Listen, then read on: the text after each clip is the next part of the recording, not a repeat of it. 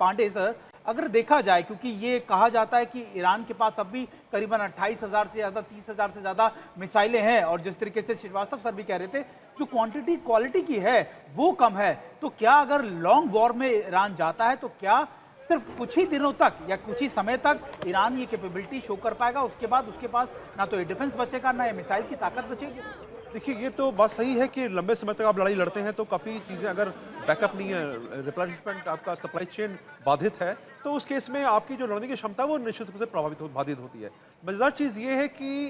Iran को हम कम नहीं आ सकते। उसका कारण ये है कि उन्होंने कासिम बशर के नाम की एक मिसाइल बनाई, जो केवल डिज़ाइन की गई थी किस प्रकार से एरो 1 एरो 2 को जो भेदे, क्योंकि उन्होंने देखा था कि ट्रू प्रॉमिस 1 और ट्रू प्रॉमिस 2 में जिस प्रकार से जो 7 layer air defence system Israel का, उसने जो है उनके हर प्रहार को निष्क्रिय कर दिया था।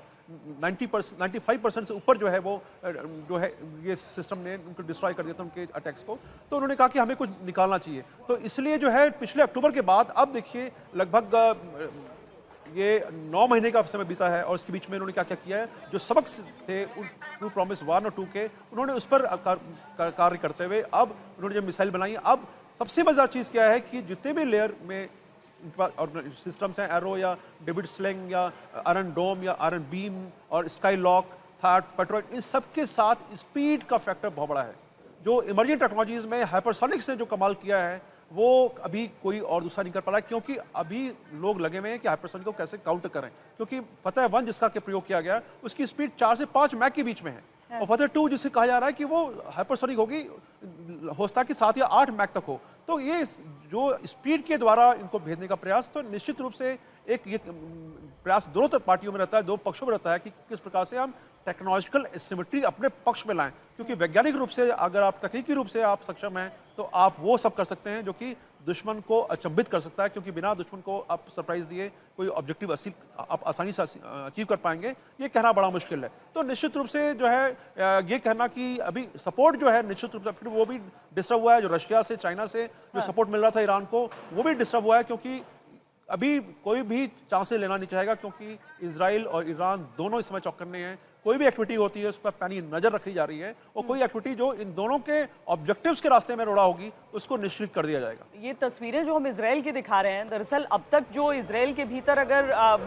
आयरन डोम से बचते हुए कोई रॉकेट गिरता भी था तो आपको थोड़ी सी क्षति दिखती थी, लेकिन ये तस्वीरें देखकर आपको लेबनान की याद आ जाएगी, आपको गाजा की याद आ जाएगी, क्योंकि यहाँ पर एक मिसाइल गिरी है और पूरे में आप तबाही का वो मंजर देख लें। कितनी ताकत होती है एक ऐसी मिसाइल में, विध्वंस की,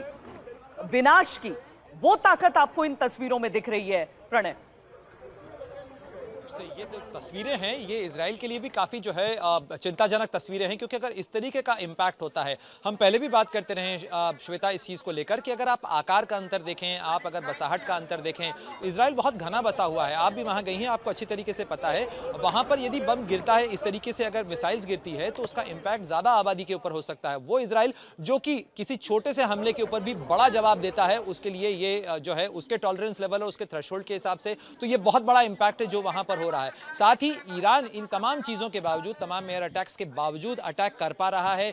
मिसाइलें दाग पा रहा है, और लगातार उसकी मिसाइलें जो हैं वो, हम 5 लेयर का सिस्टम अच्छी तरीके से जानते हैं। इराक के अंदर कई मिसाइलें जो है वो काउंटर कर दी जाती हैं, जॉर्डन के अंदर कर दी जाती हैं। इसके अलावा आपका आयरन डोम, डेविड स्लिंग, एरो, इसके अलावा थार्ड, पेट्रियट, ये 5 लेयर का जो सिस्टम है वो इजराइल के अंदर मौजूद है, और उसके बावजूद अगर ये मिसाइलें गिर पा रही हैं वहाँ पर, तो जाहिर तौर पर ये इजराइल की जो आयरन डोम है या इजराइल का जो मिसाइल छतरी है उसके अंदर छेद जरूर करता है, और साथ ही ये वहां पर चिंता जरूर बढ़ाने वाला है। हालांकि वहां पर बंकर्स की पूरी व्यवस्था है, लोग वहां पर बंकर्स के अंदर चले जाते हैं, इजराइल को रिस्पांस के लिए टाइम मिल जाता है, लेकिन उसके बावजूद ये वाइड स्प्रेड डैमेज है इजराइल के लिए, ये आर्थिक बोझ भी बहुत बड़ा आगे बढ़ाएगा, क्योंकि इजराइल के अंदर किसी भी डैमेज का कॉम्पनसेशन सरकार खुद देती है इस तरीके का अगर डैमेज होता है फोर्स मेजोर का। तो इसलिए ये जो तस्वीरें हैं ये बताती हैं कि किस तरीके से ये कॉन्फ्लिक्ट न तो अभी रुक रहा है न थम रहा है, बल्कि ये और बढ़ता चला जा रहा है। अगर इस तरीके से ईरान की तरफ से और मिसाइलें अभी दागी जाती हैं तो इसका जो इम्पैक्ट है, इसका दायरा वो कई और जगह पे हो सकता है, रिहायशी इलाकों के अंदर हो सकता है।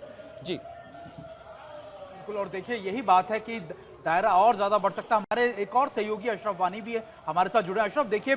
जैसा प्रणय भी बता रहे थे कि क्या अभी ईरान ये कोशिश करेगा कि कि अब वो अपने स्टेज 2 की मिसाइलें या स्टेज 2 के जो वेपन है, जिनको अब सोफिस्टिकेटेड वेपन्स कहते हैं, मिसाइलें कहते हैं, उसका इस्तेमाल भी करे, ना सिर्फ इजराइल के खिलाफ बल्कि अमेरिका के खिलाफ भी? फिलहाल तो लगता नहीं है कि अमेरिका के खिलाफ अभी कोई बड़ी कार्रवाई ईरान कर सकता है, लेकिन हाँ इतना ज़रूर है और जो अभी संकेत भी मिल रहे हैं कि पहला प्राइम टारगेट जो जिसकी जड़ जो है इस जंग की इजराइल ही ईरान के लिए है, क्योंकि इजराइल ने ही ये युद्ध शुरू किया था। तो जाहिर है कि इसीलिए इजराइल पर ही जो है ये जवाबी कार्रवाई शुरू हुई है ईरान की तरफ से। और आज के अगर हम मिसाइल हमले की बात करें, पिछले 10 दिन के दौरान सबसे ज़्यादा मिसाइल आज सुबह जब से अमेरिका ने न्यूक्लियर फैसिलिटीज़ जो है ईरान की उन पर बॉम्बिंग की है, उसके बाद 45 जो है दो वेव्स में जो है ईरान की तरफ से मिसाइल दागी गई और सभी हाइपरसोनिक मिसाइल्स ही थी। और इसराइल भी अब मान चुका है कि 10 मिसाइलें जो हैं उनका सीधा इम्पैक्ट जो है इजराइल, जिसमें हाइफा जो पोर्ट सिटी है वहाँ पर कुछ मिसाइल जो हैं सीधे बिल्डिंगों से टकराए हैं, कुछ महत्वपूर्ण ठिकानों से भी, और सेंट्रल तेल अवीव जो सेंट्रल इजराइल का हिस्सा है वहाँ पर भी कुछ मिसाइलें गिरी है। हमने कुछ तस्वीरें भी देखी है सोशल मीडियम पे और अपने सूत्रों के अनुसार काफ़ी नुकसान जो है इन मिसाइल हमलों में इजराइल में भी हुआ है। और जैसे अभी प्रणय कुछ देर पहले कह रहे थे कि एक सरकार का नियम है इजराइल में कि अगर कोई भी नुकसान किसी भी युद्ध में होता है उसका मुआवजा या उसका कंपनसेशन जो है सरकार देती है। 20,000 परिवारों ने अभी तक पिछले 10 दिन के युद्ध के दौरान इस कंपनसेशन के लिए जो है अर्जियां दी हैं इजराइल सरकार को। तो जाहिर है कि आने वाले दिनों में अगर ईरान की तरफ से इस तरह के हमले बढ़ते हैं तो जो इससे प्रभावित लोग होंगे और जो सरकार को उनको मुआवजा देना पड़ेगा घर बनाने के लिए या उनकी वाहनों के लिए, तो जाहिर है वो कहीं ना कहीं आर्थिक दबाव जो है इजरायली सरकार पर बढ़ाएगा और जो ईरान चाहता है। दूसरी तरफ से जिस अंदाज से हाइफा जो कि सबसे बड़ी रिफाइनरी, जो 2 रिफाइनरीज इसराइल की है वो हाइफा में ही है, उन 2 में से एक को तो पूरी तरह से जो है डैमेज किया है ईरान ने मिसाइल हमलों में, और वो अभी भी जो है रिन्यू नहीं हुई है, वहाँ पर रिफाइनरी नहीं हो रही है। दूसरा जो है दूसरे पर भी हमला हुआ था लेकिन वहाँ पर जो है डोमेस्टिक लेवल का रिफाइनरी हो रहा है हाइफा पोर्ट सिटी में। तो जाहिर है कि कहीं ना कहीं कई मोर्चों पर और कई तरीकों से ईरान की भी एक रणनीति है, सालों से बन रही है इसराइल के खिलाफ, और जिसका नाम रखा गया है ऑपरेशन ट्रू प्रॉमिस 3। तो उसमें जो है हर तरह से इजराइल को चोट पहुंचाने की ईरान की कोशिश होगी। और अगर हम अमेरिका के इस युद्ध में कूदने की वजह भी माने वो तो इजराइल ही है, क्योंकि इजराइल बिना अमेरिका के कोई युद्ध नहीं लड़ सकता है। वो पिछले 9 दिनों के दौरान हमने देखा कि किस तरह से इकोनॉमिक डेप्थ या फिर इकोनॉमिक प्रेशर की बात कर रहे थे अशरफ, वो माना जाता है कि हर रोज ना सिर्फ आप देखिए जो सेटलमेंट हो रही है, फिर आप कह सकते हैं कि जो विस्थापित इधर से उधर जा रहे हैं, जो इकोनॉमिक लॉस हो रहा है, उसके अलावा भी जो एयर डिफेंस का एक इकोनॉमिक बर्डन है वो भी इजराइल पे बढ़ता जा रहा है। लेकिन क्या अमेरिका वो सपोर्ट भी लगातार इजराइल को दे रहा है? और यही वजह है कि इजराइल अब ये मन बना चुका कि लंबे वॉर के लिए वो हमेशा से तैयार हैं अभी अपने ऑब्जेक्टिव्स को क्लियर करने के लिए। ये भी एक बड़ा कह सकता है एक बड़ा पर्सपेक्टिव है इस पूरी कॉन्फ्लिक्ट को लेकर। ये सीधी सी बात अगर सुमित देखी जाए, युद्ध में 2 देशों की क्षमता को, सामरिक क्षमता की बात होती है, लेकिन जो सबसे बड़ी चीज होती है ह्यूमन रेजिलियंस। हम इजराइल की तस्वीरें देखें तो हम कोई यंग, बिल्कुल युवा, फ्रेश, कोई आपको मिलिट्री एक्सपीरियंस नहीं है, लेकिन आप वहां पर वॉलंटियर के तौर पर खड़े हैं, अपने देश के साथ खड़े हैं। वही चीज ईरान में आपको लगता है आपका लीडर जो है वो एड्रेस कर रहा है वहां के लोगों को कि आज विद्रोह कर दीजिए, हटा दीजिए अपने सुप्रीम लीडर को, लेकिन वहां की जनता भी तो देख रही है ना कि हम तो अपने राष्ट्र के लिए लड़ेंगे। और ये जब 2 देशों की लड़ाई होती है, इस तरह की तस्वीरें होती हैं, ये इमारतें हैं जहां पर लोग रहते हैं, ये क्षति जो होती है हम लोगों को, ये क्षति हो रही है। एम्बेसडर मल्होत्रा, अगर आप हमारे साथ जुड़े हुए हैं इस समय, तो आपसे मैं समझना चाहती हूँ, बीच में कुछ खबरें आई कि चीन की तरफ से भी मदद के लिए कुछ असलहे के साथ कुछ विमान भेजे गए, कुछ इस तरह के सोर्स बेस्ड रिपोर्ट्स आए, पर आपको लगता है कि रशिया, चाइना इस समय कॉन्टेम्पलेट कर सकते हैं ईरान की तरफ से खुलकर जाना? नहीं, मुझे नहीं लगता कि वो खुल के आएंगे, बट आज की तारीख में इंटरनेशनल डिप्लोमेसी में कुछ भी पॉन्जरेबल नहीं है। आपने देखा अमेरिका सभी आज से कल या परसों तक जितने भी टेलीविजन चैनल्स पे मैंने सुना, सभी एक्सपर्ट्स ये कह रहे थे कि अमेरिका इसमें डायरेक्टली नहीं कूदेगा, और अपनी तरफ से 2 हफ्ते का समय देने के बावजूद भी अमेरिका कूद गया। बट अमेरिका की कमिटमेंट इजराइल के साथ, इक्वेशन, ये सब एक अलग चीज़ है, उसकी स्टेक्स अलग है।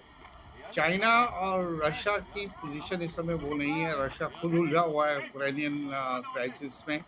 और चाइना डेफिनेटली डायरेक्टली इस वॉर में नहीं आएगा, बल्कि चाइना की कोशिश ये रहेगी कि ईरान को परसुएड करे कि हॉर्मुज़ स्ट्रेट को अगर वो बंद करने के बारे में सोच रहा है तो उस पर पुनः विचार करे, क्योंकि इससे भी चाइना भी डायरेक्टली अफेक्ट होगा। मॉरल सपोर्ट मिलती रहेगी, मटेरियल सपोर्ट मिलती रहेगी, डेफिनेटली बूट्स ऑन ग्राउंड का कोई सवाल नहीं पैदा होता, और उनकी तरफ से लड़ाई में कूदने का कोई मुझे आज की तारीख में कोई संभावना भी नहीं दिखाई दे रही और औचित्य भी दिखाई नहीं दे रहा। ये लड़ाई फिलहाल ईरान और इसराइल के बीच में ही रहेगी। अमेरिका के साथ बीच में इन्वॉल्व करना है या नहीं करना, ये ईरान के फैसले पे डिपेंड करेगा कि अगर ईरान जो रिटेलिएटरी मेजर्स हैं वो अमेरिकन इंटरेस्ट के ऊपर होते हैं या इसराइल के खिलाफ बिल्कुल। एक्सेलरेट और अच्छा सर, यही एस्केलेट बात किए कही जा जाते रही है कि आखिरकार हर कोई देश अपने इंटरेस्ट को देखकर ही ये तय कर रहा है कि आखिरकार उसको इस वॉर में कितना ज्यादा इन्वॉल्व होना है, और यही वजह है कि देखा जा रहा है कि अमेरिका भी अपने इंटरेस्ट को सर्वोपरि रखना चाहता है।